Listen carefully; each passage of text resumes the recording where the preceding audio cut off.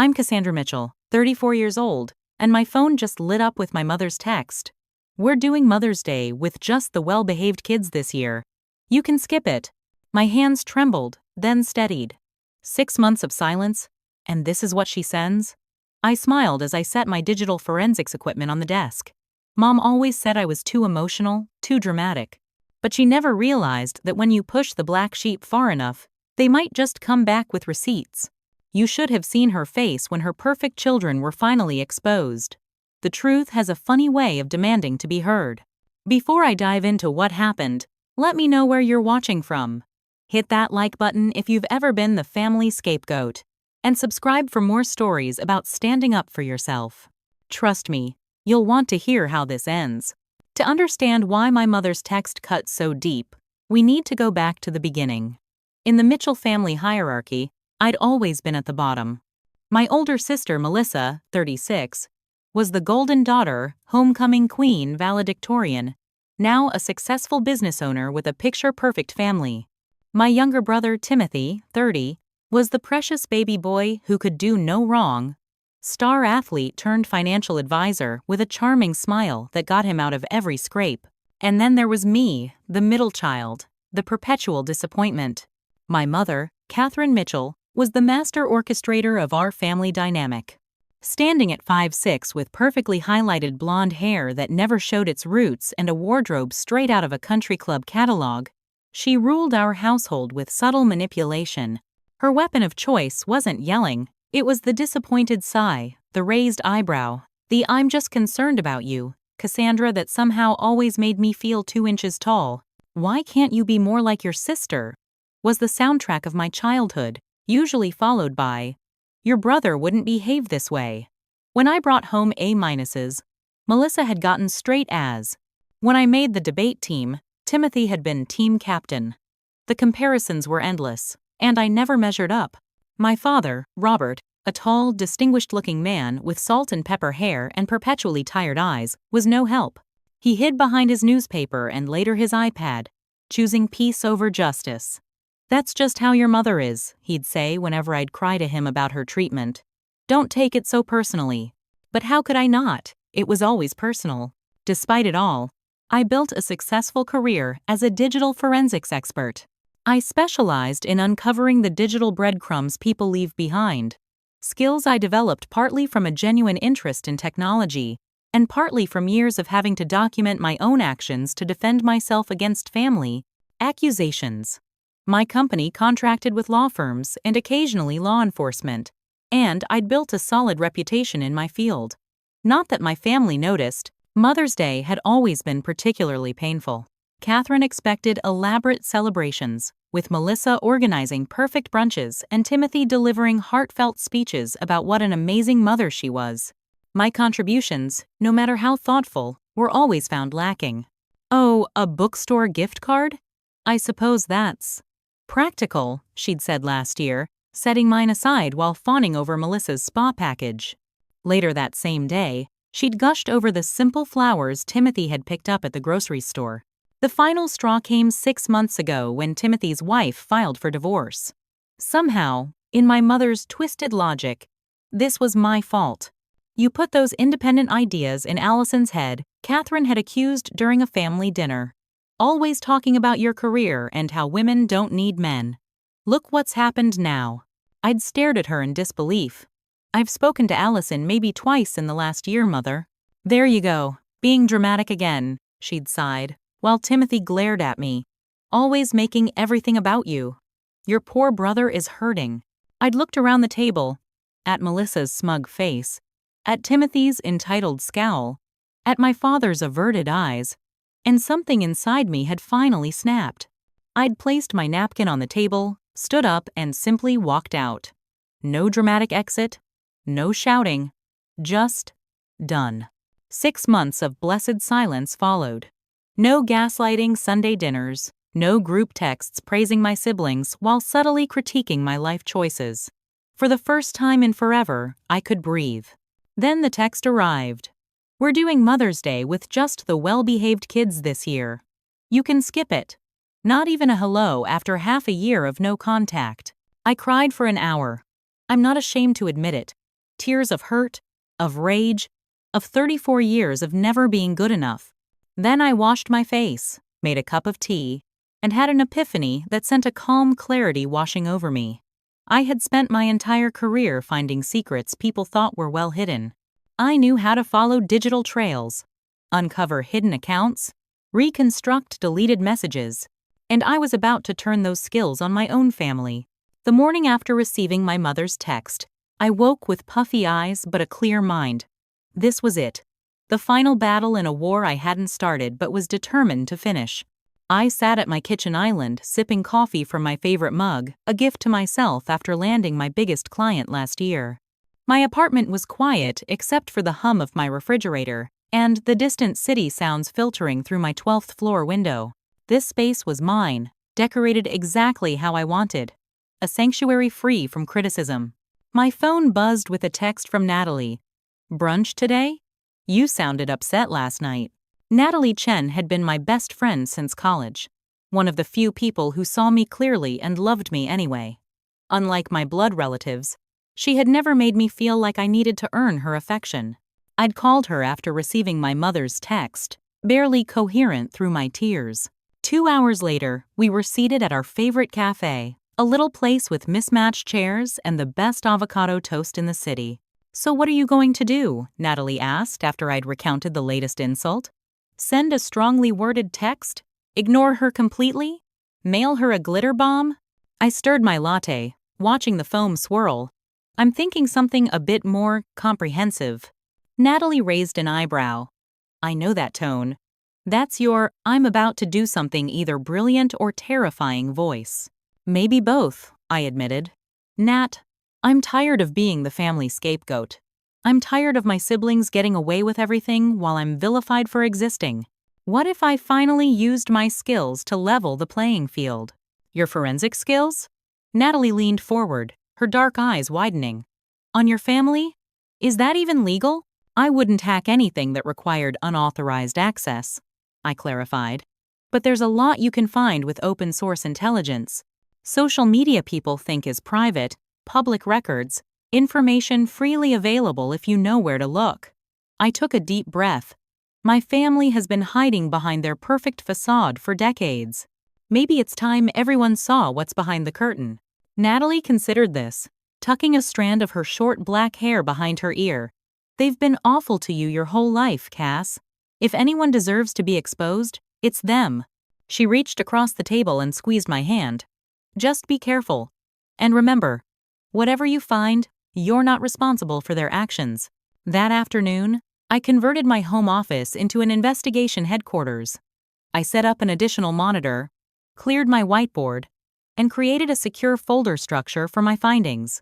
This would be by the book: documented, verified, and ironclad. I started with my golden boy brother, Timothy. The gambling addiction was almost too easy to find. His Instagram showed regular business trips to Las Vegas and Atlantic City, but the timestamps on his posts didn't match the meetings he claimed to be attending. His LinkedIn connections included several high-stakes poker players he claimed were clients. Public court records showed a tax lien I'd never heard mentioned. By dinner time, I had documented evidence of substantial family funds, including money from our grandfather's trust that was supposed to be divided equally, being funneled to cover Timothy's debts. Bank statements showed regular transfers from my parents' accounts to his, often within days of major poker tournaments. Most damning was an email exchange I found on a data leak site, showing Timothy manipulating our grandfather for an emergency business investment just months before his death. The old man had specifically wanted to divide his estate equally among his grandchildren. Instead, Timothy had walked away with the lion's share, claiming it was for a business opportunity that never materialized.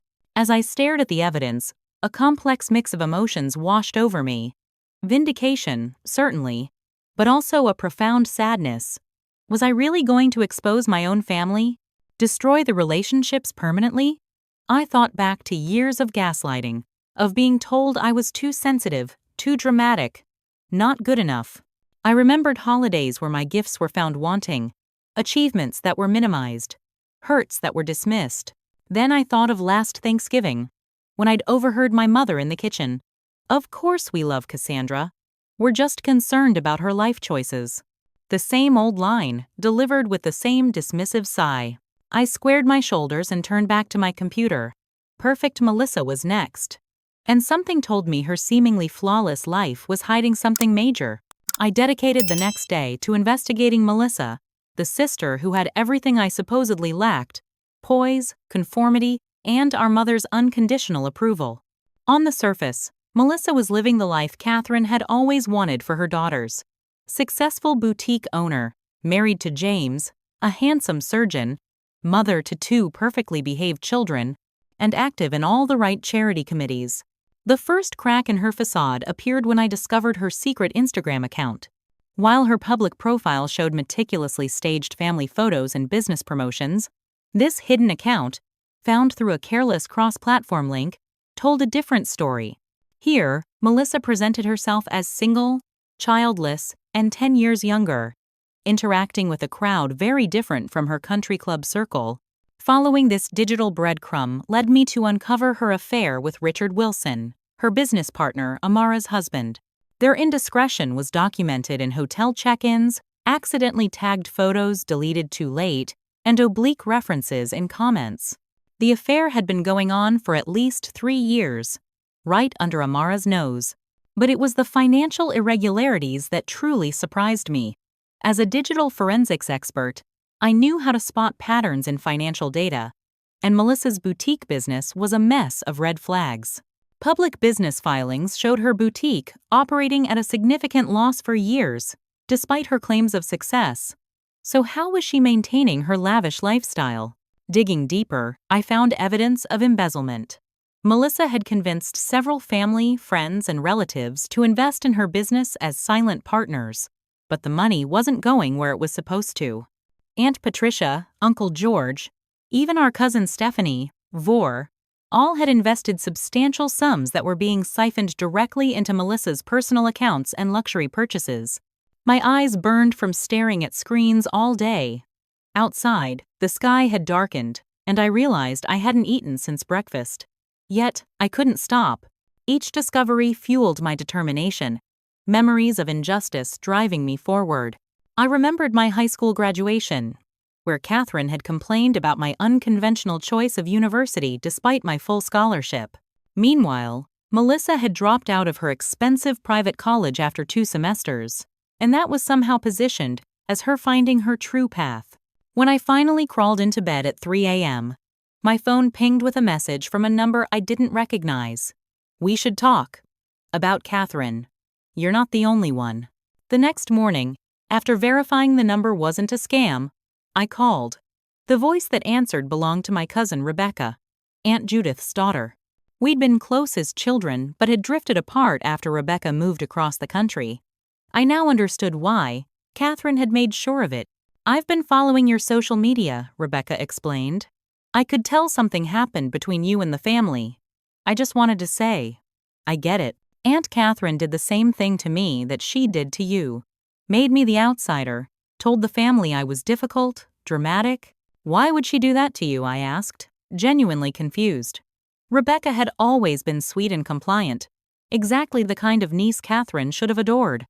"Because I accidentally walked in on her and Uncle Robert fighting about his other family." I nearly dropped my phone. "His what?" "Your dad has another family in Michigan. A woman named Diane and 2 kids. They've been together for over 20 years, parallel to his marriage with Catherine." My mind reeled with this information. Dad had always traveled frequently for business, but another family? It seemed impossible. Yet it explained his emotional distance, his reluctance to engage in family conflicts. "Catherine knows," Rebecca continued, "has known for years. They have some arrangement, but when she realized I knew, she made sure I was cast as the family troublemaker, someone not to be believed." Sound familiar? It sounded all too familiar.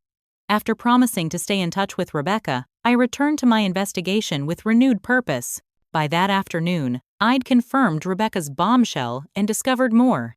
Not only did my father have another family, but my parents had been systematically selling off family assets and heirlooms without informing me. The vacation cabin I'd loved as a child, sold. The antique jewelry my grandmother had specifically wanted divided among all female grandchildren, most of it liquidated, with only Melissa receiving pieces. Most heartbreaking was the discovery that they had cleared out my childhood bedroom entirely. I found emails discussing the disposal of my belongings, books donated, mementos trashed, childhood photos removed from albums, all while I was kept in the dark. It was as if they were erasing me from the family history. My childhood home itself was now on the market, listed just last week. No one had bothered to tell me. With Rebecca's revelation about my father's double life, my investigation shifted focus to my parents themselves. The perfect Catherine and Robert Mitchell, married for 38 years, pillars of the community, whose Christmas card photo was a masterclass in presenting the ideal family image. Using advanced search techniques and database access I had through my work, I tracked down property records in Bloomfield Hills, Michigan. Sure enough, Robert Mitchell was listed as owner of a 4-bedroom colonial with a woman named Diane Westfield. Birth records showed 2 children, Alexander, 19, and Sophia, 17. My half-siblings, people I'd never met, never even known existed. Financial records painted a clearer picture. Dad had maintained separate accounts for decades, carefully dividing his assets between 2 households. His frequent business trips to the Midwest aligned perfectly with school events and holidays in the Michigan household. Most shocking was finding evidence of my mother's complicity. Email exchanges between my parents referenced the arrangement and your other obligations. Catherine hadn't been an unwitting victim. She'd been an active participant in the deception. The question was, why? Catherine had built her identity around being the perfect wife and mother. Why would she accept this arrangement? The answer came in financial documents. Robert's family money, the trust fund, the business interests, the property holdings, was all contractually tied to him maintaining the appearance of a successful first marriage. A divorce would have left Catherine with relatively little, while maintaining the status quo kept her in the lifestyle she'd become accustomed to. It was all about appearances and money. Always had been. Digging further into their communications revealed the extent of Catherine's manipulation. She had systematically isolated me from extended family, spreading subtle misinformation about my emotional problems and attention-seeking behavior. Emails to aunts and uncles painted me as unstable, while presenting Melissa and Timothy as the devoted children dealing with their difficult sister. One email to Aunt Judith particularly stood out. "We're so worried about Cassandra. She seems to invent drama when things are going well for others. The therapist says it's likely a personality disorder, poor thing. We'd appreciate if you didn't encourage her stories about family mistreatment." I'd never seen a therapist at Catherine's request. This was a complete fabrication. The scope of the deception made me physically ill. I rushed to the bathroom and threw up, then sat on the cold tile floor, shaking. This wasn't just normal family dysfunction.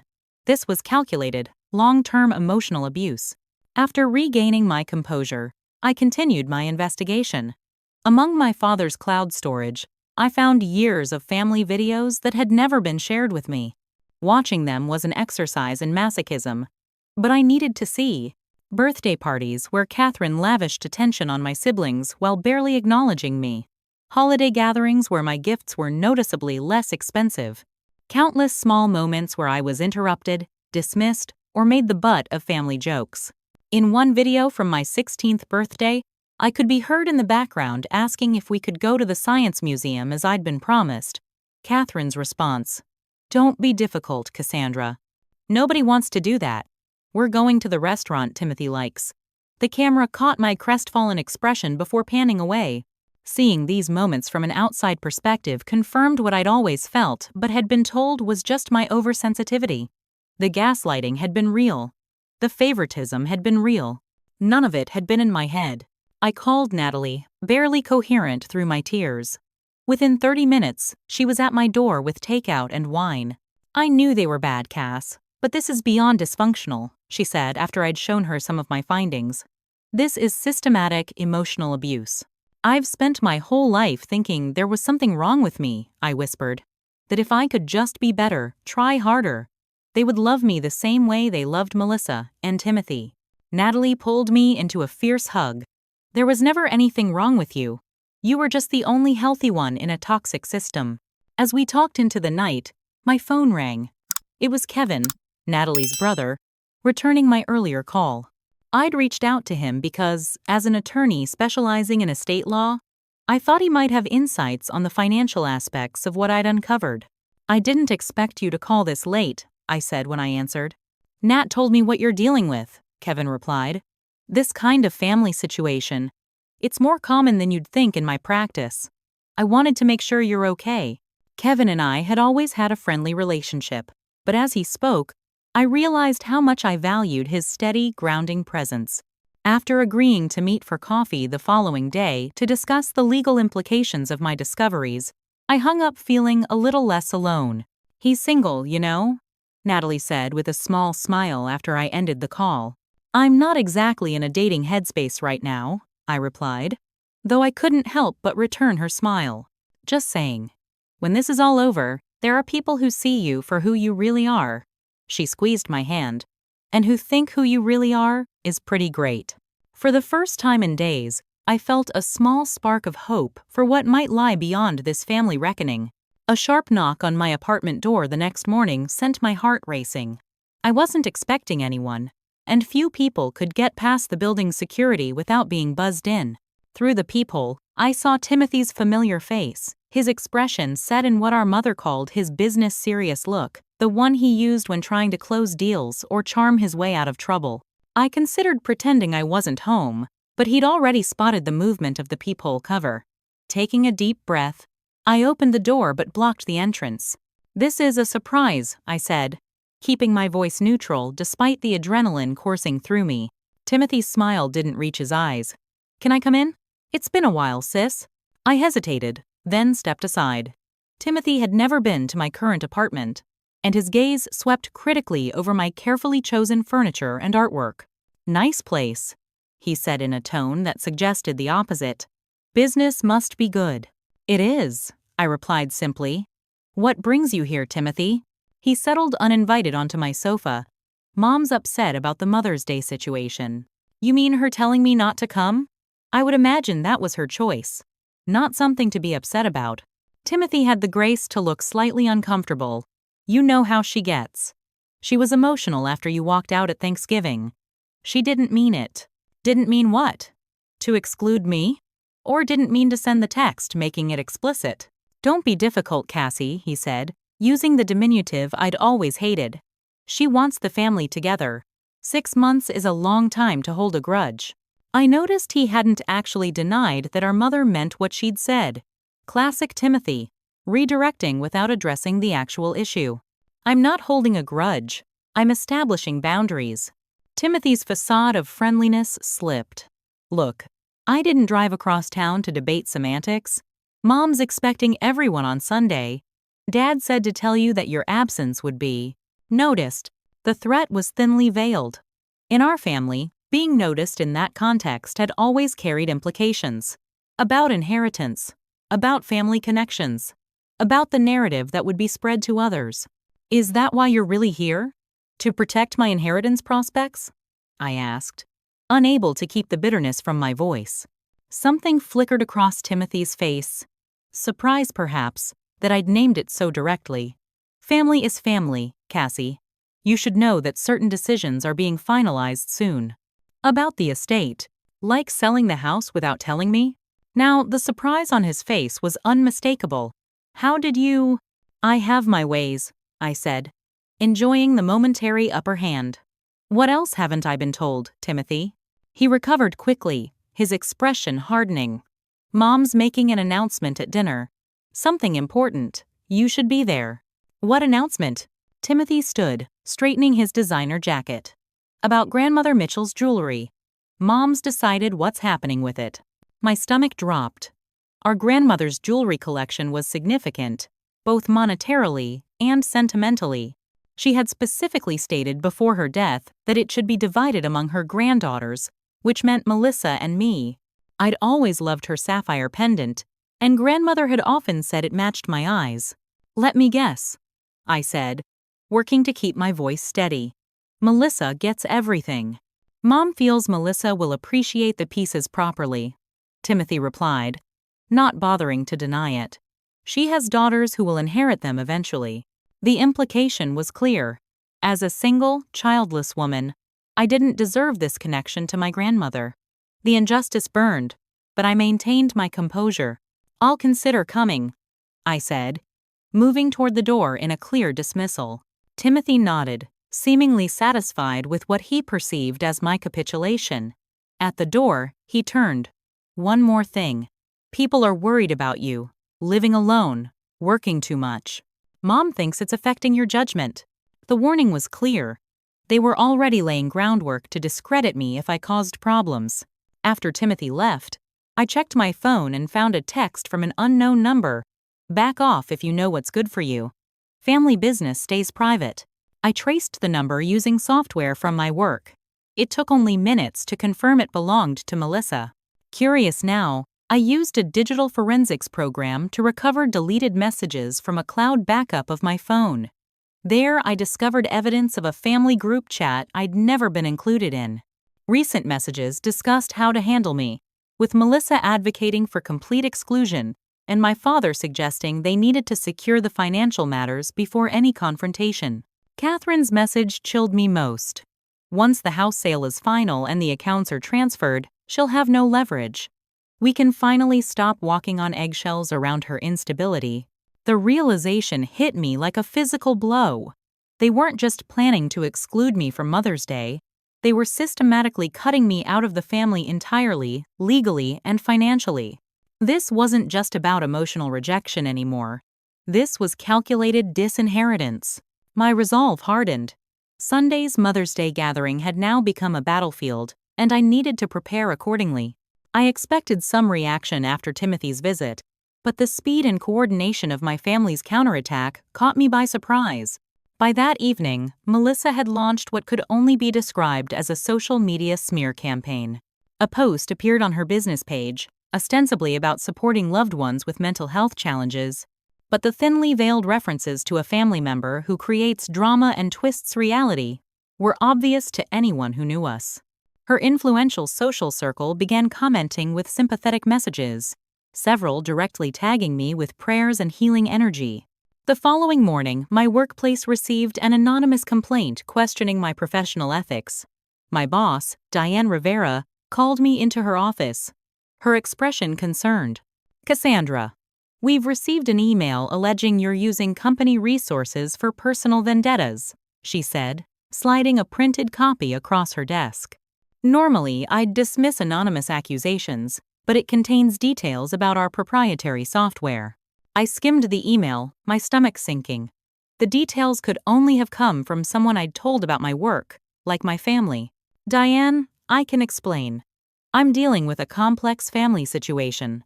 To my relief, after hearing a condensed version of what I was facing, Diane was supportive. I've met your mother at the company Christmas party, Cassandra. She spent 10 minutes telling me you were finally living up to your potential, under my guidance, as if your previous accomplishments meant nothing. She shook her head. Take some personal days. Just keep company resources out of it. I was grateful for Diane's understanding, but the attacks didn't stop there. That afternoon, my landlord called, flustered.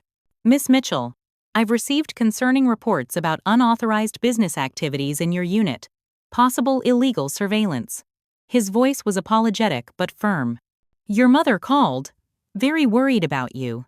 Said you might be having another episode? Another episode? I repeated, blood running cold. Mr. Levinson, I've never had any kind of episode. My mother is. I struggled to find words that wouldn't sound offensive. We're having a family disagreement. I assure you, everything I do in my apartment is legal and within the terms of my lease. After reassuring him, I hung up and methodically documented each incident. The timing, the nature of the allegations, the connections to my family, all of it painted a picture of coordinated harassment. Using my professional skills, I traced the anonymous workplace complaint email to an account created using my brother's home IP address. The social media campaign originated from my sister's devices. The call to my landlord came from my mother's cell phone. Each piece of evidence was carefully logged and timestamped. As I worked, my phone rang. Kevin Weston, Natalie's brother and my newfound legal advisor. "I've reviewed everything you sent me," he said without preamble. "Cassandra, you need protection. They're laying groundwork for a potential conservatorship claim." "A what?" I nearly dropped the phone. The pattern of allegations, mental instability, professional misconduct, erratic behavior. It's consistent with what I've seen in cases where family members try to establish legal control over an adult. The thought of my family attempting to get legal control over my life sent a wave of nausea through me. Can they do that? Not successfully. Not with your clear competence and professional standing. But they could make your life very difficult in the attempt. I recommend we prepare cease and desist letters and document everything for a potential harassment claim. Kevin's calm, methodical approach soothed my rising panic. After discussing legal options, he added, "I've cleared my afternoon. Want to meet at my office to draft these letters?" Before I could respond, my doorbell rang again. Through the peephole, I saw my father's tall figure. "Kevin, I'll call you back. My father's here." Unlike Timothy's surprise visit, this one filled me with cold anger. I opened the door, not bothering with pleasantries. "Dad." Robert Mitchell stood uncomfortably in the hallway, looking older than I remembered. His once imposing presence seemed diminished somehow, now that I knew the truth. "Cassandra," he said, his voice carrying the same authoritative tone he'd used throughout my childhood when delivering pronouncements. "We need to talk." I stepped aside, allowing him in but maintaining distance.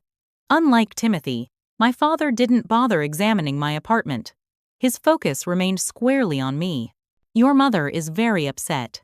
"So I've heard," I replied. "Upset enough to call my landlord with false allegations? Or was that your idea?" A flicker of surprise crossed his face.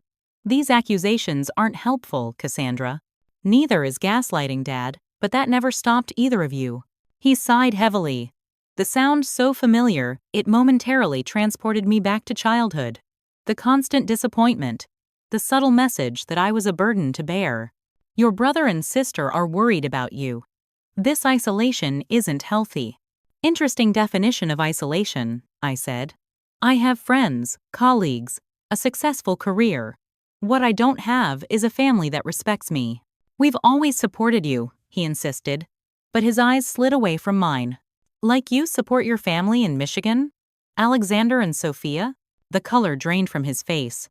For the first time in my memory, Robert Mitchell was speechless. "How long did you think you could keep them secret, Dad? Or did you just not care if I ever knew about my half-siblings?" His shock gave way to anger. "You've been spying on us? Invading our privacy?" His voice rose.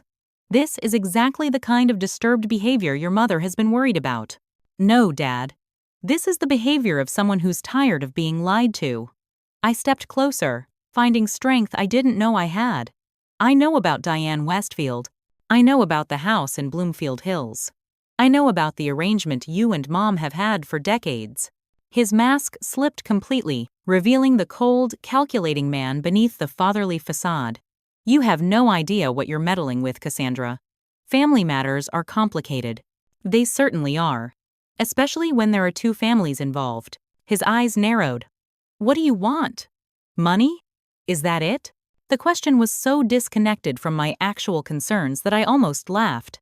"I want the truth, Dad. I want accountability.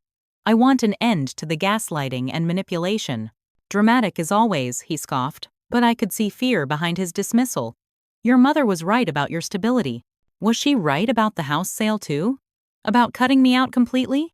Now wariness joined the fear in his expression. "The house is our property. What we do with it is our business." "And grandmother's jewelry, was that your business too, after she specifically wanted it divided between her granddaughters?" "Your sister has daughters," he said, repeating Timothy's justification. "The pieces should stay with the family line." "I am the family line." I finally raised my voice. "I'm your daughter, whether you value me or not." We stared at each other, decades of unspoken hurt hanging between us. Then my father straightened, his expression closing off completely. "Sunday, 2:00. Your mother expects the whole family present for her announcement." He moved toward the door. Don't make this more difficult than it needs to be, Cassandra. After he left, I stood in the middle of my apartment, shaking but unbowed. Within minutes, I contacted Kevin and Natalie, finalizing plans for Sunday. That evening, I discovered my family was accelerating their plans. Property records showed the house sale was now pending with a closing date moved up to Monday, the day after Mother's Day. Financial alerts I'd set up showed unusual activity in family accounts, with assets being transferred and consolidated. They were racing to complete their plans before I could interfere. Little did they know, I was steps ahead of them. The day before Mother's Day arrived with a voicemail that nearly broke my resolve. Cassandra. My mother's voice was eerily calm, each word precisely measured for maximum impact. I understand you've been causing problems again. Harassing your brother, upsetting your father, spreading stories. We had hoped time apart would help you gain perspective, but clearly your issues have only worsened.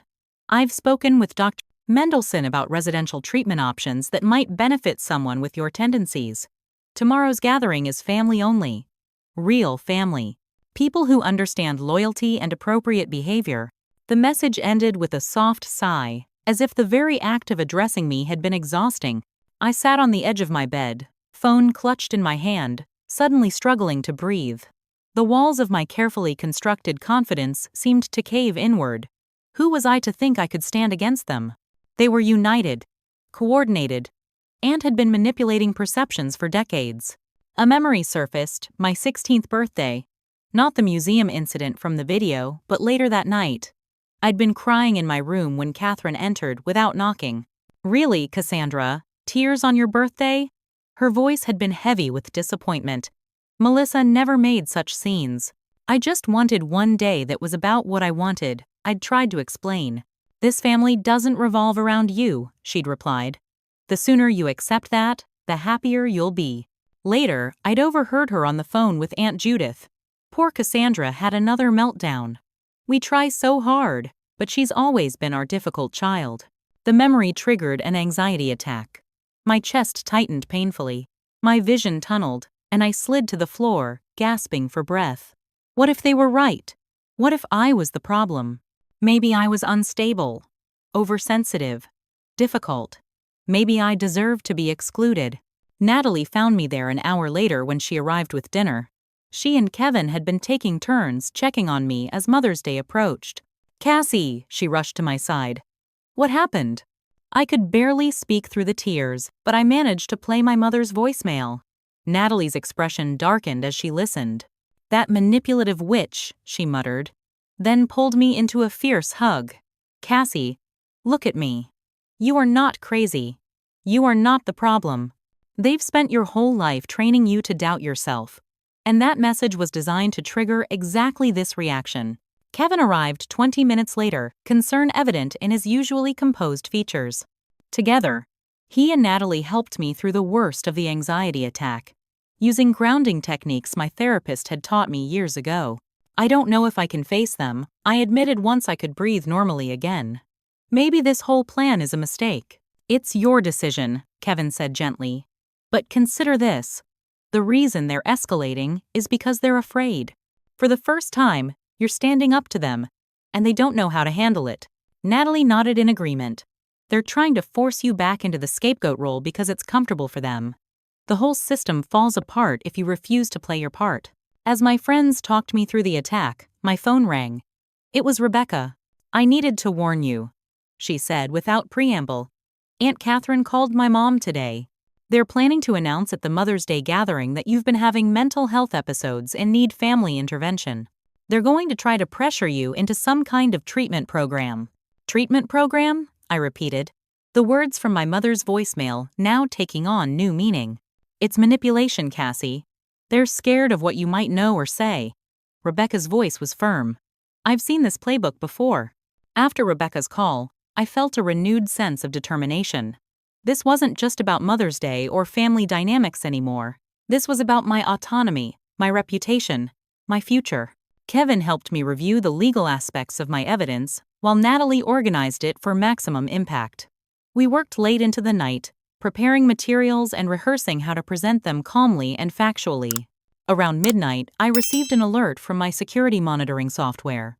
Someone was attempting to access my cloud accounts and email. The IP address traced back to Timothy's house. "They're getting desperate," Kevin noted as we watched the failed login attempts.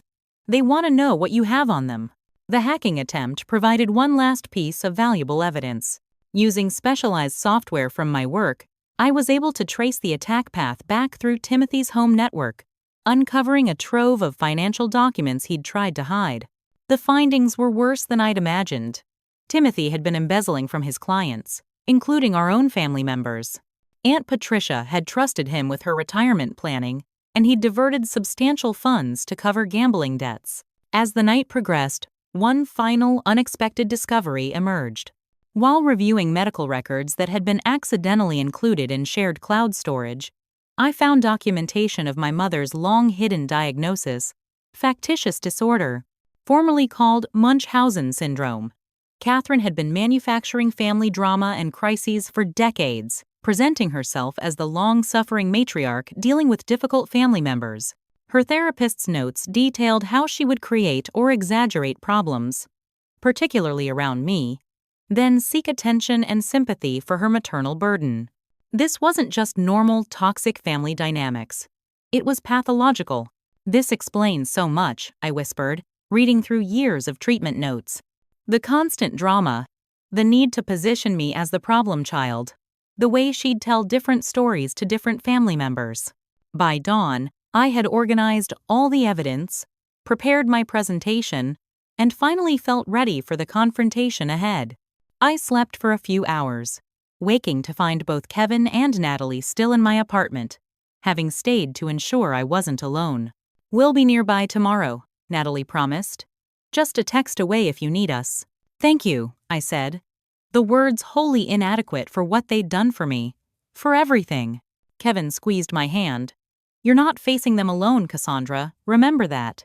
As they left to get some rest before tomorrow's showdown, I stood in my living room, surrounded by the evidence of my family's deceptions. For the first time in my life, I truly understood that I wasn't the problem. I never had been.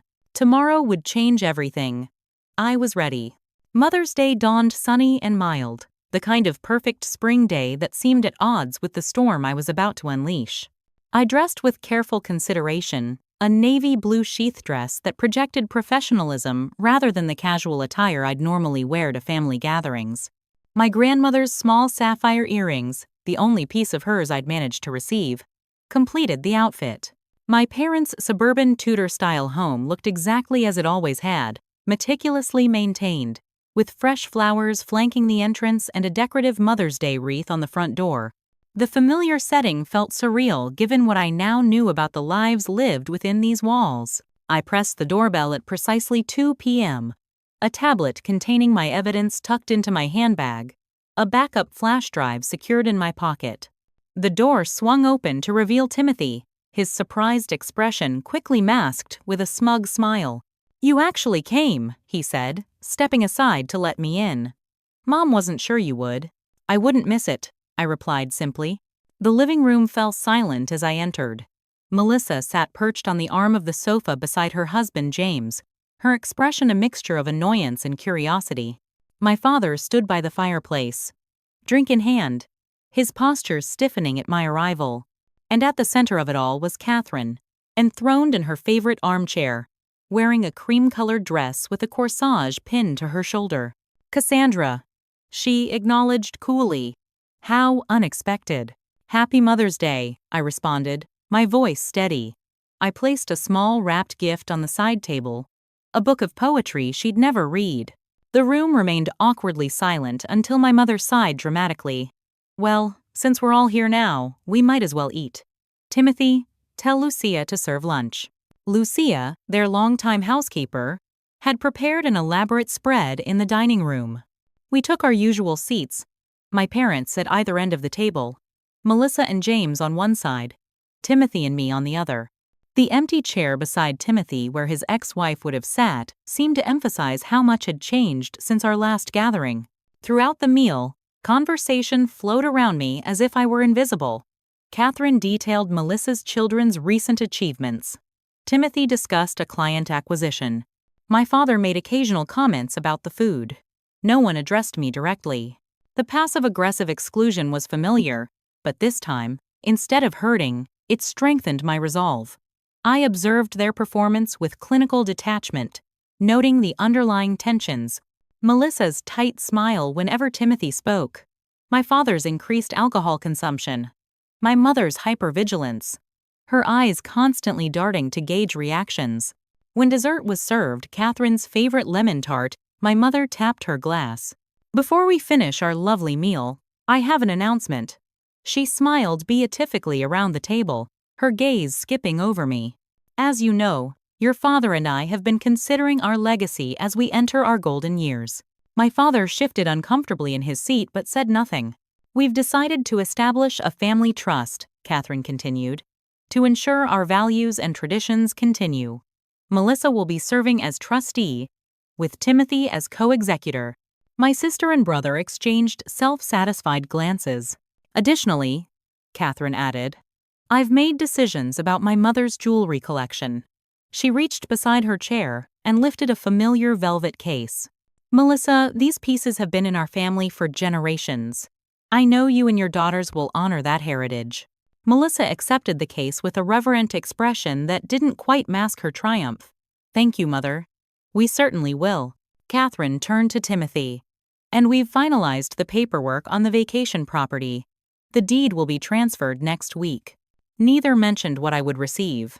The erasure was so complete, so deliberate, that an unexpected laugh escaped me.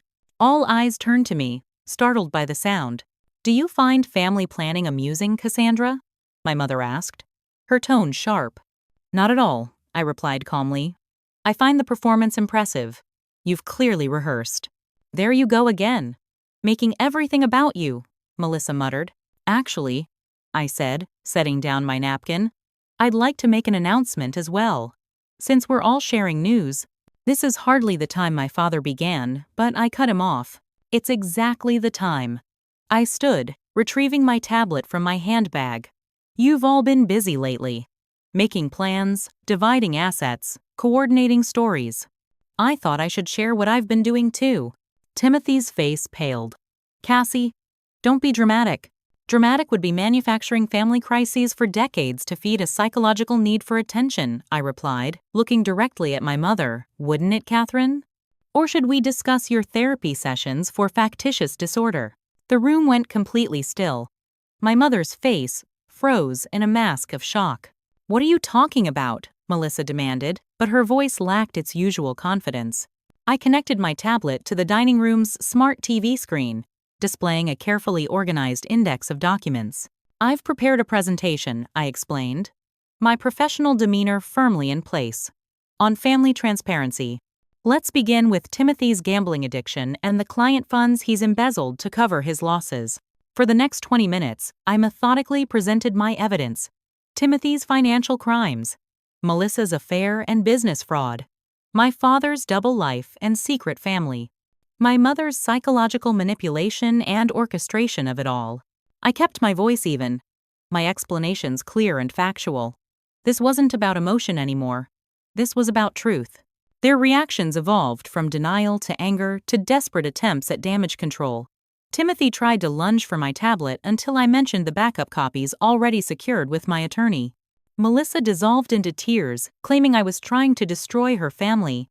My father sat in stunned silence, his facade of authority completely shattered. Catherine's reaction was the most dramatic. As her carefully constructed narrative crumbled, she attempted to seize control the only way she knew how, by escalating. This is exactly what we've been concerned about, she announced, rising from her chair. Cassandra's paranoid delusions, her vendetta against this family. This is why we've been consulting with specialists about intervention options. You mean the intervention you plan to ambush me with today? I asked calmly. The one you discussed with Aunt Judith, claiming I was having episodes? My mother's eyes widened. You've been spying on us? Recording private conversations? That's illegal. Actually, it's not. When it involves documenting evidence of financial crimes, I corrected her, which is what I've done in my professional capacity as a digital forensics expert. I turned to address the entire table. I didn't come here for revenge. I came for accountability. All I've ever wanted from this family was honest acknowledgement of how I've been treated, and a fair share of what was always meant to be mine. My father finally spoke, his voice barely audible. "What do you want, Cassandra?" "A third of grandmother's jewelry, as she intended. My fair portion of the family assets. And an end to the smear campaign you've been running against me my entire life." I met each of their gazes in turn. In exchange, these documents remain private, between us. The negotiation that followed was tense but productive. When I finally left 3 hours later, I had written agreements for my inheritance rights and a scheduled appraisal of the jewelry collection for equitable division. What I didn't have, and no longer needed, was their approval, their love, or their twisted version of family. As I walked to my car, my phone buzzed with texts from Natalie and Kevin checking in. I smiled, realizing that family could be chosen, not just born into. And I had chosen well. The week after Mother's Day unfolded in ways I couldn't have predicted. My carefully constructed confrontation had torn open decades of family secrets, leaving all of us to navigate the wreckage. The immediate aftermath was chaos. As I drove home from my parents' house that Sunday evening, my phone exploded with notifications. Timothy sent a series of texts oscillating between rage and desperate bargaining. Melissa left tearful voicemails begging me not to tell her husband about the affair, though he'd been sitting right there during my presentation. My father sent a single message: "We need to talk, privately." My mother maintained her silence, which spoke volumes. I expected to feel triumphant, or at least relieved, but the predominant emotion was exhaustion. Years of suppressed trauma had emerged all at once, leaving me emotionally drained. I spent that night curled on my couch, alternating between numbness and waves of grief for the family I'd never actually had. The following days brought unexpected developments. Timothy's wife, Allison, who had filed for divorce 6 months earlier, contacted me after hearing about the confrontation through family channels. "I always knew something was off with how they treated you," she said over coffee. "Timothy would come home from family dinners and repeat the most awful things your mother had said about you. When I defended you, he'd get angry." Learning that Allison had been secretly in my corner for years was both heartwarming and another painful reminder of how isolated I'd been kept. Even more surprising was the complete implosion of my parents' carefully constructed family image. Once the first domino fell, they all came crashing down. Catherine refused to acknowledge any wrongdoing, instead doubling down on claims about my mental instability. This backfired spectacularly when my father, perhaps seeking to salvage something from the ruins, confirmed my accusations about his double life. "I couldn't take the pressure anymore," he told me during our private meeting at Kevin's law office. "Your mother's need for perfection, for control. You were the only one who ever stood up to her, Cassandra. That's why she couldn't stand you." It wasn't quite an apology, but it was the closest thing to honesty he'd ever offered me. With their unified front shattered, Timothy and Melissa turned on each other, then on our parents. Timothy blamed our mother for covering up his gambling problems rather than getting him help.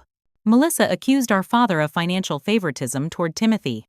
Old resentments and fresh betrayals collided in a spectacular family meltdown. I watched from a distance, setting firm boundaries around when and how I would engage. Kevin helped me formalize the agreements we'd reached about my inheritance rights, making sure everything was legally binding. A month after Mother's Day, the dust had begun to settle. True to our agreement, I received my portion of my grandmother's jewelry, including the sapphire pendant I'd always loved. The family home sale proceeded, with my share of the proceeds transferred to my account. The vacation property was still being negotiated, but progress was being made. More importantly, I began establishing relationships with extended family members on my own terms. Aunt Patricia invited me to lunch, apologizing for believing Catherine's narratives about me. Uncle George called to thank me for uncovering Timothy's financial schemes, which had saved him from further investment losses.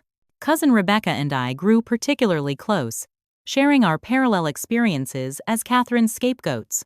"We should start a support group," she joked during one of our regular video calls. Survivors of Catherine Mitchell's manipulation. Most surprising was the tentative outreach from my half-siblings in Michigan. Alexander, a college sophomore, found me on social media and sent a message. I always knew Dad had another family. Would like to meet my sister someday, if you're open to it. The possibility of building relationships with siblings who hadn't been poisoned against me from birth was both terrifying and exciting. My relationship with Kevin evolved naturally from professional to personal. Our shared experience of the Mother's Day confrontation had created a bond that deepened with each dinner, each phone call, each quiet evening together. "You know what I admire most about you?" he said one night, as we walked through the city park near my apartment. "Your resilience. Most people would have been crushed by what your family did, but you found the strength not just to survive it, but to overcome it on your own terms." I thought about that for a moment. Not entirely on my own terms. I had help. I squeezed his hand. "You, Natalie, my therapist. I've learned that real strength isn't facing everything alone. It's knowing when to let people support you." Therapy became a cornerstone of my healing process. I'd been in and out of counseling for years, but always with the underlying belief that I was inherently flawed. The problem child Catherine had labeled me. Now, with the gaslighting exposed, I could finally do the work of rebuilding my self-perception from the ground up. "Family trauma like yours creates deep neural pathways," my therapist explained. "Your brain was literally wired to expect rejection, to doubt your perceptions, to blame yourself. Rewiring takes time. Healing wasn't linear. I had setbacks, days when old insecurities surfaced, when I questioned my worth, when I missed the family I'd always wished for rather than the one I actually had. But those days grew fewer as the months passed. By the time the following Mother's Day approached, I had created my own tradition with my chosen family. Natalie, Kevin, Rebecca, and a few close friends gathered at my apartment for a family of choice celebration. As we shared a meal around my dining table, nothing elaborate, just good food and better company, I looked at the faces of people who valued me for exactly who I was. No performances required, no walking on eggshells, no constant striving for an approval that would never come. "A toast," Natalie proposed, raising her glass. "To breaking cycles and building something better." "To truth," added Rebecca. "To choices," Kevin said, his eyes meeting mine with warmth. I raised my own glass, feeling a sense of peace I'd never known in my biological family's home. To defining our own worth instead of accepting the value others place on us. Looking back now, I realize that Mother's Day text, "We're doing Mother's Day with just the well-behaved kids this year. You can skip it," wasn't an ending, but a beginning. It was the final push I needed to break free from a lifetime of emotional abuse and build a life on my own terms. Family isn't just about blood. It's about respect, honesty, and mutual support.